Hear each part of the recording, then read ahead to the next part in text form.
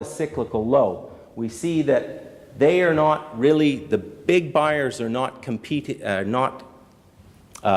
committing in a big way to new long-term volumes. Now, this slide really much shows that we are in a cyclical industry, and this will come back, I have no doubt, because there is future demand growth. But the question is, when do the big traditional buyers, are they prepared to move again?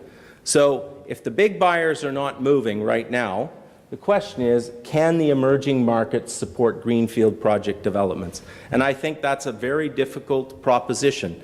The people that are able to supply to emerging markets today, I think, are the companies that have existing supply already on stream, are prepared to move and invest in downstream infrastructure.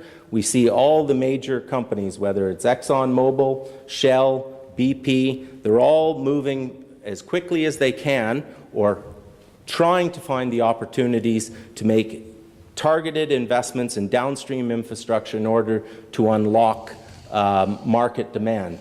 So I remain skeptical that many of these emerging markets at this stage are capable of underwriting new big greenfield projects. Finally, the last thing that I'm seeing in the change size is really in the type of the contracts, basically summarized as shorter, smaller, and more flexible contracts. That's really where our industry is being driven right now. I think it's a phenomenon of the oversupply that exists.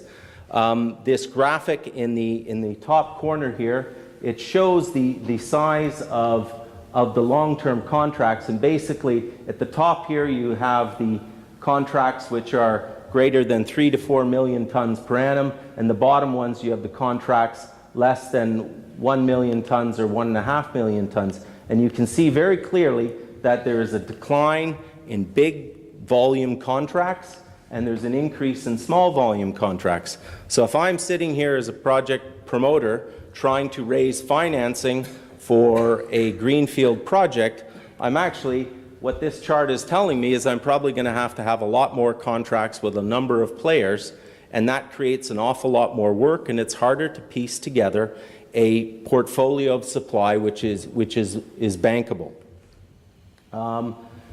And again, this trend that we're seeing right now is really reflecting the shift as well to emerging market buyers. And again, the uncertainty that the mature buyers face, whether you're in Japan associated with the timing of nuclear restarts or phasing out of nuclear in markets such as Korea and Taiwan, the liberalization in Japan. Before, the Japanese market was very easy to sell into in the sense that each of the oligopolies had a protected area, cost pass through, they could negotiate a contract. Today, we're seeing Tokyo Gas and JERA in fierce competition in the Tokyo Bay market, and this makes them much more sensitive to the pricing of the LNG. So where does that leave a project like my own, the Mozambique? So the strategic advantage of Mozambique, in my mind, is very compelling. From a geographical position, from a resource base, it's centrally located. The LNG can easily go east, it can go west, it can go north. Our own block area has 75 TCF of gas. So the key buyers recognize that there's a strategic advantage associated with Mozambique LNG, but nonetheless, we still need to justify a project, find a way to make a project economic in today's environment, and that is very challenging. We are having to pursue a diversified customer base with a mixture of what I would say is emerging and traditional buyers. Now, by emerging buyers, I'm not referring to a country like Egypt or Pakistan or Bangladesh. I'm still looking at what would be a traditional, large-scale utility company, albeit perhaps in an emerging market. In particular, we think that Thailand will be a major off-taker of our project. And for those of you who know, PTTEP, who is an affiliate within our consortium, the likelihood is we will receive support from Thailand. At the same time, we anticipate that Japan will be a major off-taker of our project as well. One of the changes that I also see is that Asia today, by itself, is not capable of supporting a large-scale greenfield project. There's just too much uncertainty. So I would also anticipate that some of our volume would actually flow to Europe in the current market circumstances. And we are pursuing other contracts in Asia at the time, and we will also leave some in the spot market for flexible purposes. So for me to win the business today, I must and have to offer competitive terms and conditions. The challenge is for my competition, which is existing suppliers, they can offer very competitive prices. Nonetheless, I do believe it is possible to create a commercial value proposition between long-term buyers and ourselves that makes sense in today's market. A project of this nature will not happen unless you can rate the SPAs that you have are bankable. And what we often forget about is that the bankers are often the most conservative players in this whole value chain. So the buyers may demand all kinds of flexibility, but at the end of the day, if you take that SPA to a bank and the bank says no, you still don't get your financing and you don't get your project.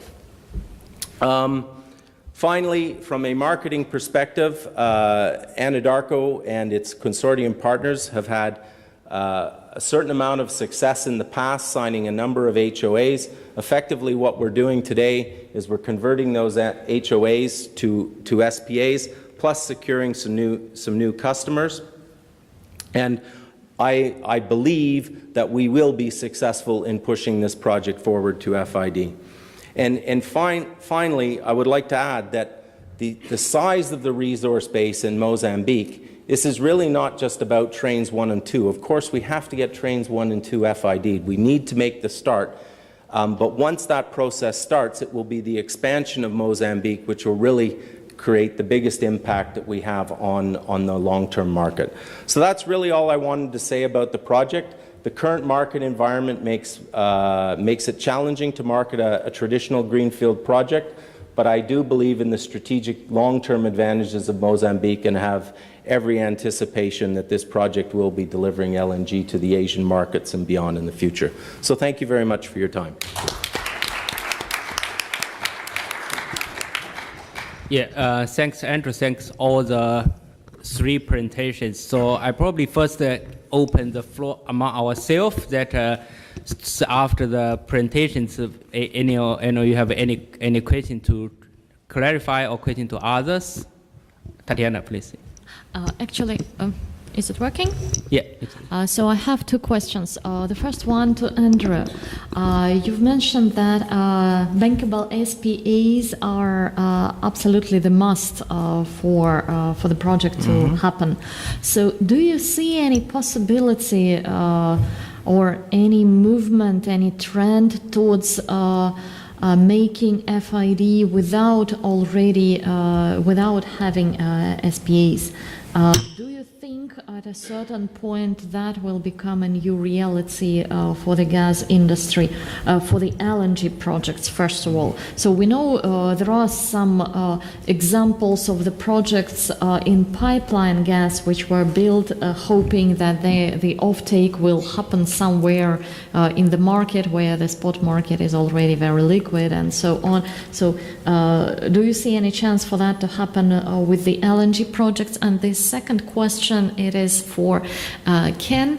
There was this very interesting case when Tellurian, Sharif Suki, proposed Japanese buyers to supply gas at a fixed price of $8 per BTU, like a new creative approach to the pricing model.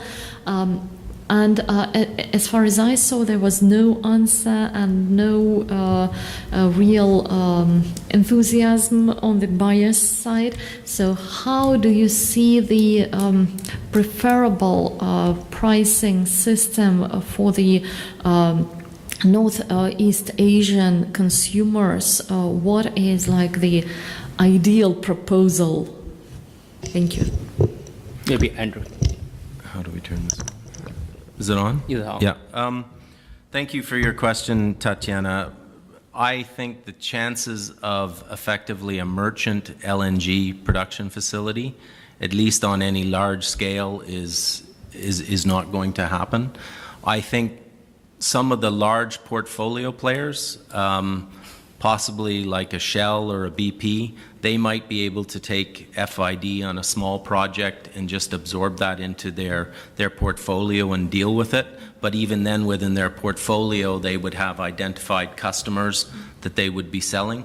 But from the perspective of a greenfield project like we're undertaking, which is large, no one is going to take a merchant terminal risk on that scale. Yeah, I think Ken.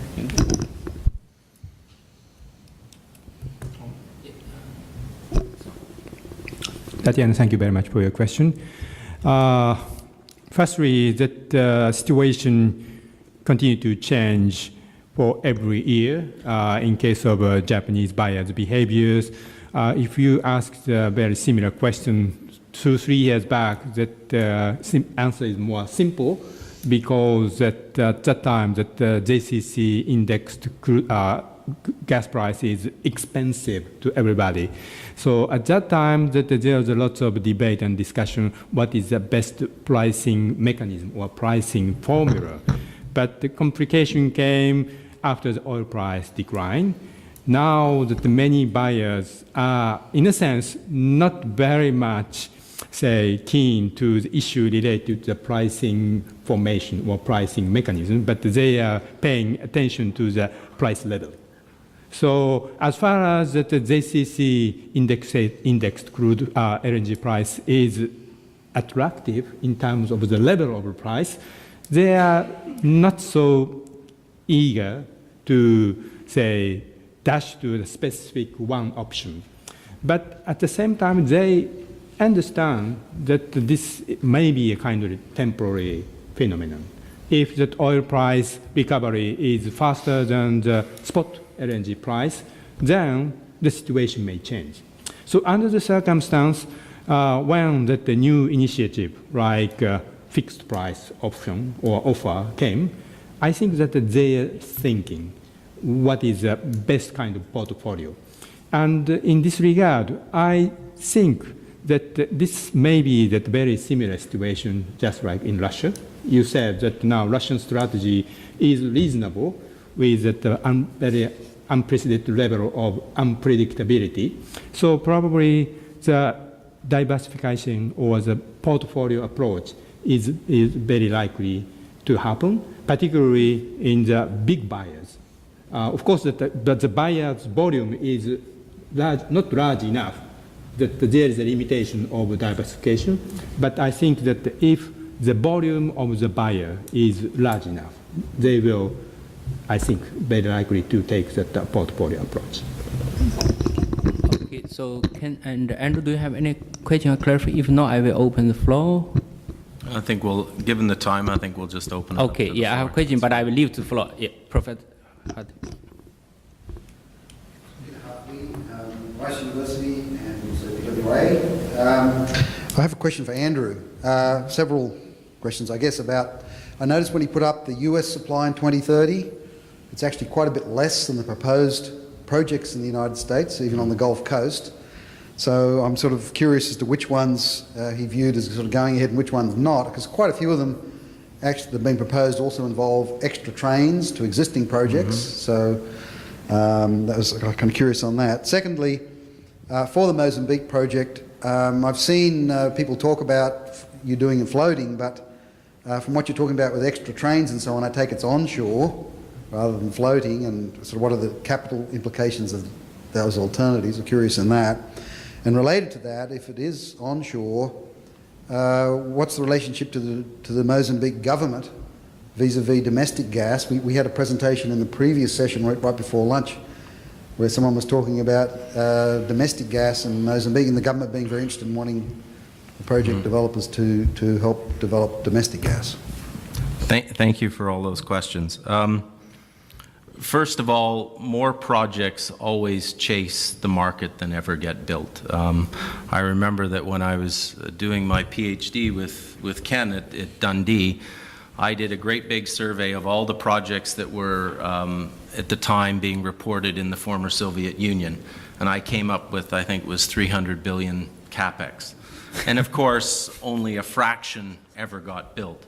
There have been more receiving terminals that were proposed in the US than ever got built. So I think particularly in a free market economy, there's always project promoters and entrepreneurs that are going to be promoting a lot more projects than ever get built. I think the question for me is there going to be a second wave of US LNG? There's no doubt that the first wave is under construction, with 670 million tons, something like that. I think there will be incremental supply that's built in the US, but I question whether we're going to see another second wave.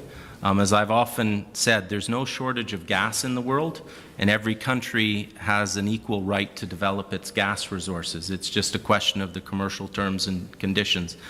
And to borrow from something that Ken is talking about is competitive, a lot of Asian buyers have already taken a lot of Henry Hub-based LNG.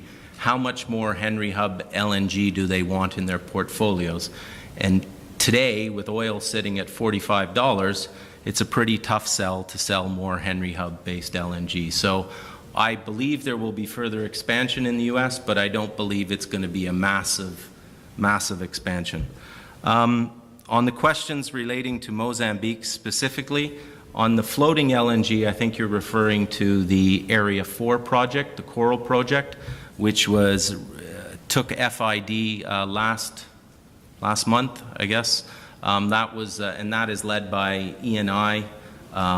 So we are pursuing an onshore development, and the reason we're pursuing an onshore development is that from a capex per ton basis, we believe it is much more cost competitive, albeit we're trying to market a larger volume of LNG today versus the smaller volume for the Coral project.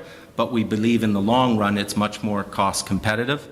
And you're absolutely right on your point about the Mozambican government interest in domestic gas offtake. That is a very common feature in any gas development. Host governments want to receive some form of gas to help the industrialization.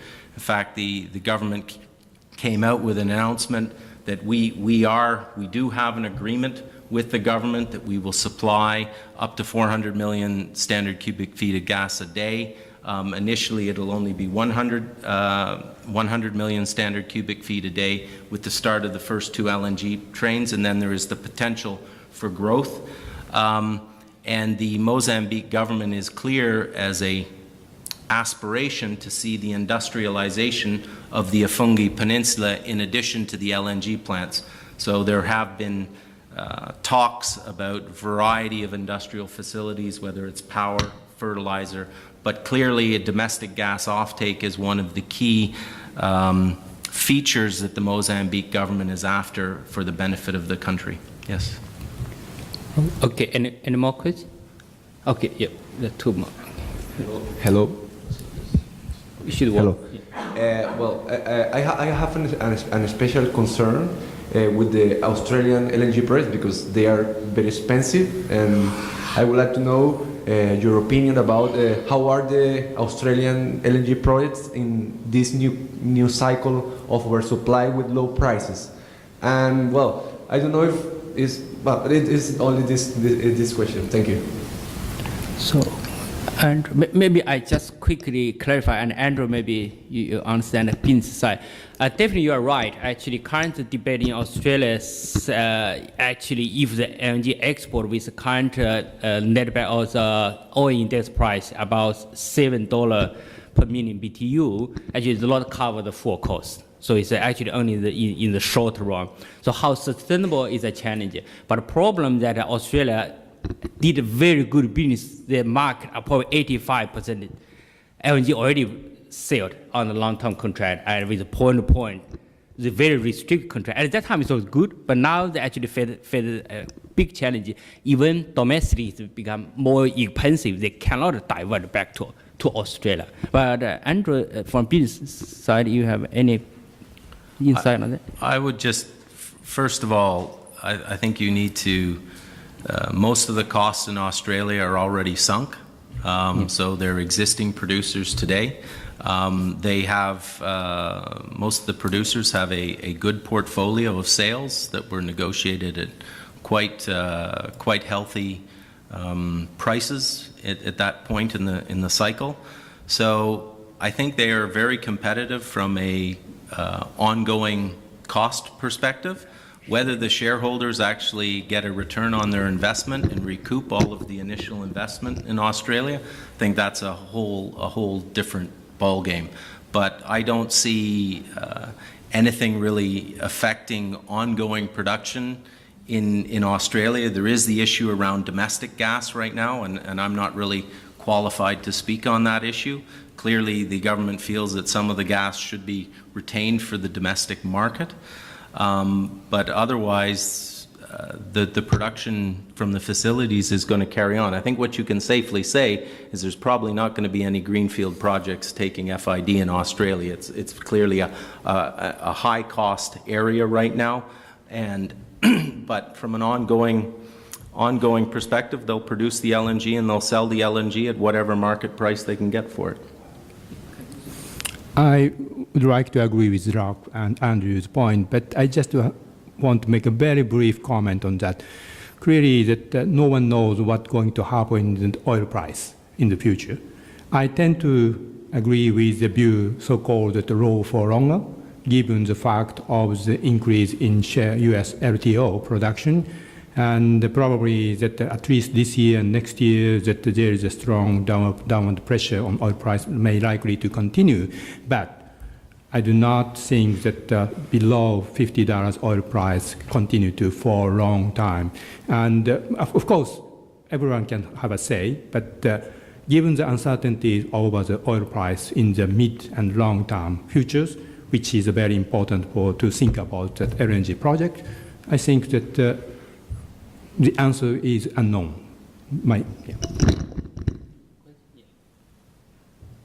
So I have a question for all the panelists, actually. So, because as you mentioned, there's a growing demand in the emerging market, but the demand is of great uncertainties, right?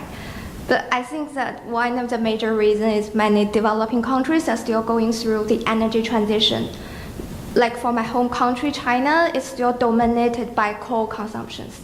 Yeah, actually, according to what I know, for like reducing the coal consumption by 4% while increasing LNG consumption by 4%, it takes more than 5 years. So I want to ask, like from the supplier side or from the developed country side, do you have any ideas or strategies that can help to like stimulate or accelerate this transition process? Thank you. Anyone want to take? I was going to say, why doesn't Tatiana take it?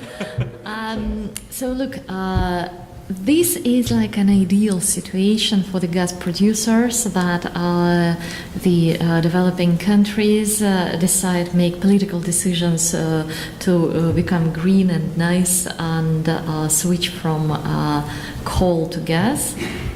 The reality seems to be quite different. They really make this decision to become nice and green, but they are actually switching much more to renewables. And frankly, I don't see this 4% reduction in coal consumption matching 4% growth in LNG demand, not necessarily.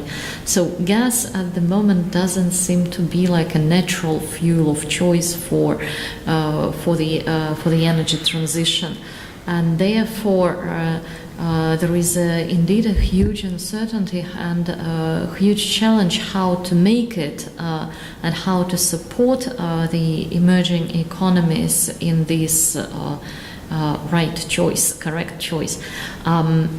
I see the chance for the gas industry, not only for the producers but for the whole global gas industry, in really going downstream and helping to create the market. Not just saying, okay, we are proposing to sell you pipeline gas or LNG, but helping to build the infrastructure and helping to provide the solutions. Because at the end of the day, consumers do not need gas. They need energy. So they do not care where exactly this energy is coming from. And if producers are ready to provide flexible and cheap solutions on, for example, I don't know, FSRU accompanied with LNG to power, which is cheap and very fast to install and very reliable, then it will create additional demand for LNG. If not, then I believe solar would have more chances to advance. Yeah, just quick comments. Actually, we addressed the issue actually wrong to Tatiana, because the transition is with the consumer rather than with the supplier.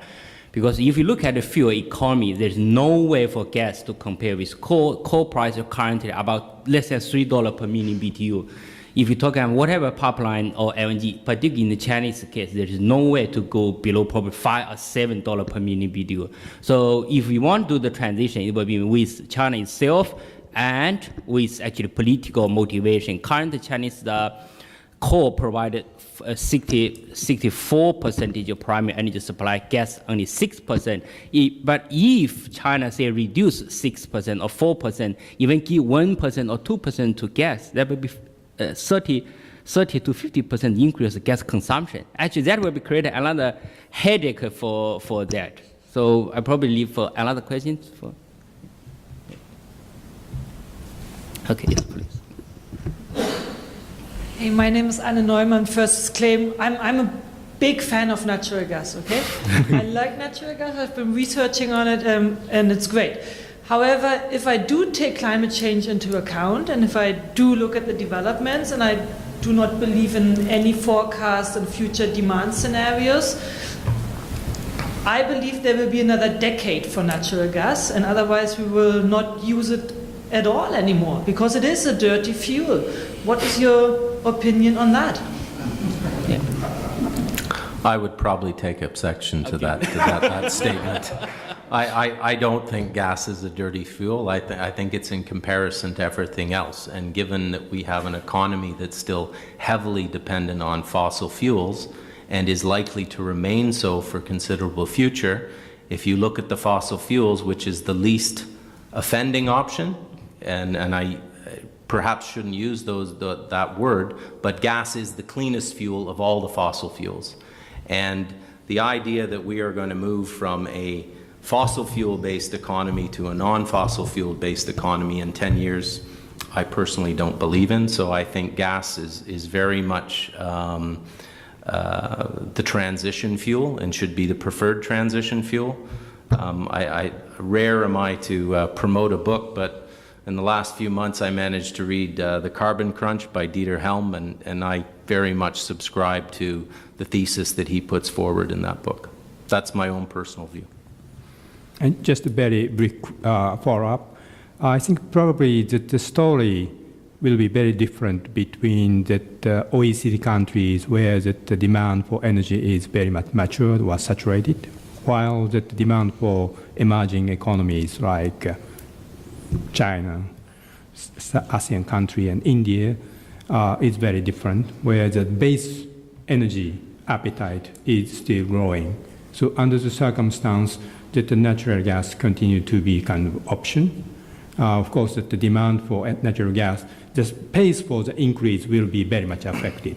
How serious the government and industry address the climate change. But I personally believe in the next 10 years, the policy or strategy to address air pollution or as a pollution issue is a more important issue to think about the choice for energy. The previous question about how the natural gas consumption in China may be promoted, I do think that how as Rock pointed out, serious government industry to address that the urban air pollution issue can be a very important key condition. For example, even in case of Japan, about 50 years time back, Japan decided to introduce expensive LNG into our system simply because to combat our air pollution, which was very, very serious at that time. Yeah, if there's any question, yeah, maybe last one. Yeah, please.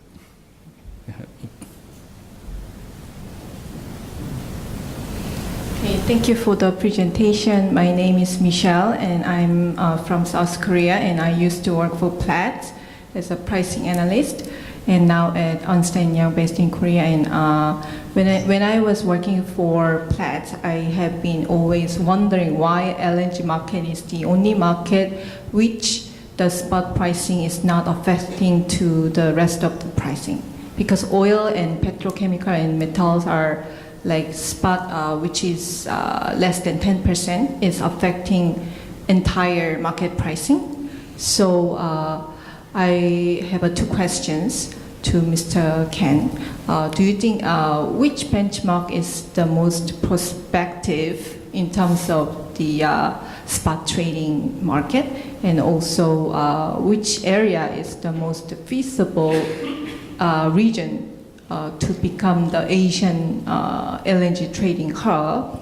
And also I was wondering, the demand is not only coming from the end user side, which is consumer, but also is coming from the trading side.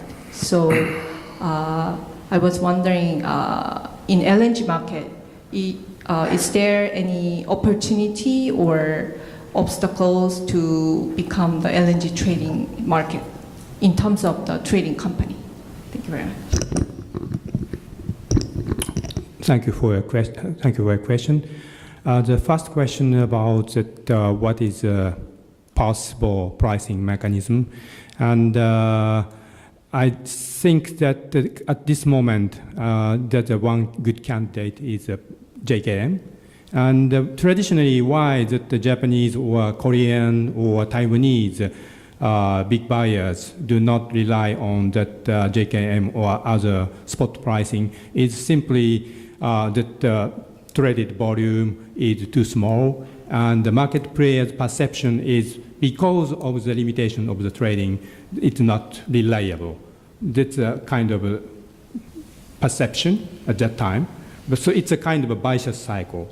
But now that as many data and presentations shown that market structure of LNG is changing, that the spot and short-term trading, the volume is increasing, and we are expecting this phenomenon is likely to continue given the fact that the increase in US LNG and also the some effort made by the government and industry to remove the trade restriction of LNG. So under the circumstance, increasingly, although the pace may be not so fast, that I think that liquidity in trading in the market is improving, and that will lead to the improvement of the perception on the reliability of pricing mechanism. And the second question is about that various possible Asian hub concept in Asia. As we all know that there's a concept initiative made by Singapore here and Shanghai and Japan. All that the so-called hub concept is different in reality, but my answer is maybe we have some competition among which one is the leading hub, but I do not think that there is not necessarily a very severe competition. In other words, we can have a hub in parallel. The Singapore hub can work as a regional hub here in Southeast Asian market, and Japanese and even Korean and Chinese hub may work to reflect its own fundamentals. Given the fact that in Europe there are several working hubs, of course that the level of trading can be very different, but not necessarily we can have the similar parallel hub working in Asia, given that geographical geographical scale of Asian market. Andrew and Tatiana, do you have any last word to? I would just on the JKM, I would agree with Ken that the liquidity of JKM is expected to increase.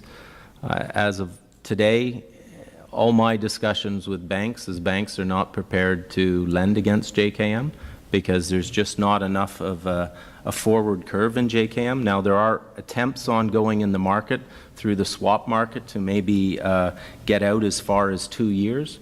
But even still, if you're trying to market a long-term project and you have a JKM sale, a bank will really struggle to lend you money against that. So I agree, the use of JKM is increasing, the liquidity is going up, but in comparison to a Henry Hub or an NBP, TTF, Brent, we're a long, long way from that yet. Tatiana, you don't necessarily focus on this issue, any issue, last word. Okay, but yeah, I think this issue of gas hub trading in Asia, it is one of the hottest, and I'm each time surprised that during this discussion people tend to forget that actually there are several preconditions in the world practice which are absolutely the must for hub to evolve. And so it is liquidity, so you need volumes, and this is making me always very skeptical about Singaporean hub, just physically. So it could be a great financial hub, it has all the preconditions for that, but not for the physical hub. And I'm sorry, third-party access and market liberalization.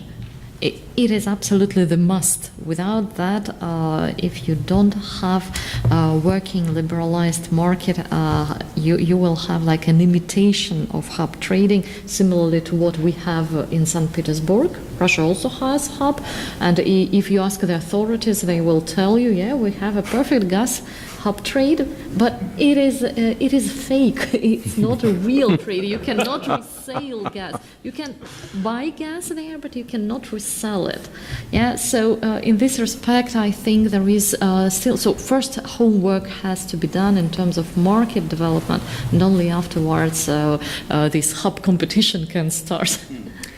Yeah, very good. Actually, hub issue my favorite. That's the reason they are here for the next 2 days to discuss hub issue. A lot of part of IE programs. But with that, I think I will conclude the session. And thank you for all the patience, and thank you for the speakers and the questions. Let's give a big hand. Thank you.